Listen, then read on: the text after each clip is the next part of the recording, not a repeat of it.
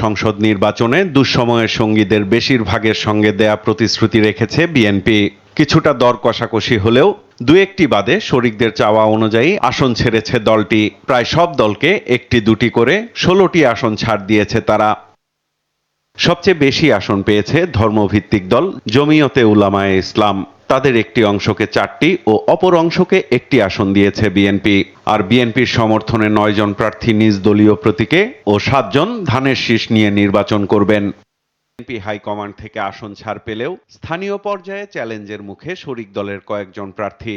আপাত মেনে নিলেও জোটের প্রচারণায় বিএনপি নেতাকর্মীদের গাছাড়া ভাব দেখানোর অভিযোগ করেন শরিক দলের নেতারা।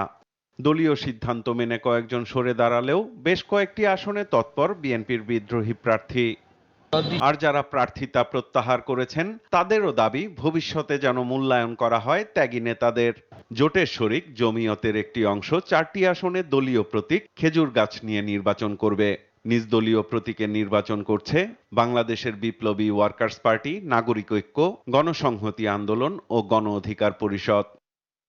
আর বিএনপিতে যোগ দিয়ে ধানের শীষ প্রতীক নিয়ে নির্বাচন করছেন বেশ কয়েকটি দলের নেতা, যাদের মধ্যে আছেন ন্যাশনাল পিপলস পার্টির chairman doctor Fariduzzaman Farhad, NDM chairman Bobby Hajjaj, গণ অধিকার পরিষদের রাশেদ খান, এলডিপির ২ অংশের শাহাদাত হোসেন সেলিম, রেদওয়ান আহমেদ, বাংলাদেশ জাতীয় দলের সৈয়দ এহসানুল হুদা ও জমিয়তের একাংশের সিনিয়র যুগ্ম মহাসচিব মুফতি রশিদ বিন ওয়াক্কাস।